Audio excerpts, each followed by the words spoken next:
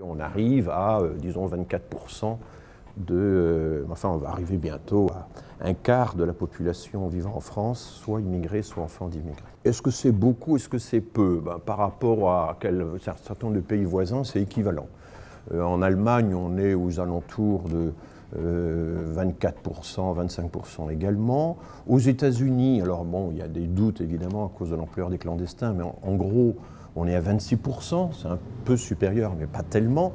Et ces chiffres, c'est, je le répète, non pas l'effet des flux récents, mais l'accumulation de tous les flux depuis des décennies. Et un effet pervers de ce genre de décision, qu'aujourd'hui les économistes étudient beaucoup rétrospectivement, l'interdiction de l'immigration de travail, c'est d'avoir augmenté l'immigration.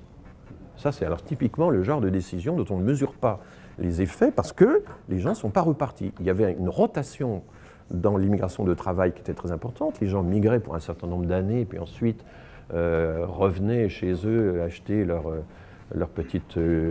boutique, leur magasin, leur terre, leur maison, etc. Ça devient de plus en plus difficile. Et au lieu d'avoir la moitié de retour, on a un quart de retour, quelque chose comme ça.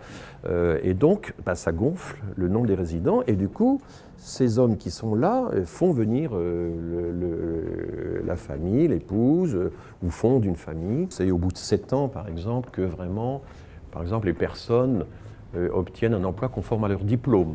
Vous avez une part importante des immigrés qui ont des diplômes de leur pays, mais à cause du problème de l'homologation des diplômes, la reconnaissance, vous voyez la question des médecins par exemple, obtiennent des emplois qui sont sous-qualifiés par rapport à leur diplôme. Et il faut à peu près 7 ans pour que le médecin, au lieu de faire chauffeur de taxi, occupe vraiment un emploi de médecin. Je prends cet exemple un peu caricatural, mais qui est réel, qui s'est vraiment posé au Québec, qui existe aussi chez nous. Enfin voilà, l'industrie automobile, etc. Ça manque. Il y avait les municipalités communistes qui avaient leur manière d'intégrer. Il y avait, bon, c'est vrai, et puis l'armée, bien sûr, qui avait aussi.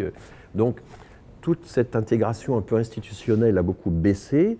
Et maintenant, on s'adresse à l'individu avec des injonctions en lui disant « mais respectez les valeurs, prêtez serment ». C'est une idée qui est souvent alléguée. C'est beaucoup plus difficile. Et puis, il y a les sollicitations de tous les médias, Internet, etc., qui font que la coupure avec la communauté d'origine est moins fréquente. Alors, ce que montrent maintenant les chercheurs, c'est qu'il y a ce qu'on appelle des pratiques transnationales. Quand les Juifs de Galicie, victimes des pogroms tsaristes, sont arrivés entre 1905 et 1915, c'est eux qui ont fondé le Marais. Ils étaient même perçus par les Juifs assimilés comme étant extrêmement inquiétants et dangereux. Il faut lire tous ces textes-là. Quand vous lisez tous les textes sur la perception des migrants, vous apercevez qu'il y a toujours un groupe qui sert de repoussoir et qu'ensuite, au fil du temps, quand arrivent d'autres groupes, ce rôle est pris par d'autres. Et donc, donc il y a un travail à faire des deux côtés.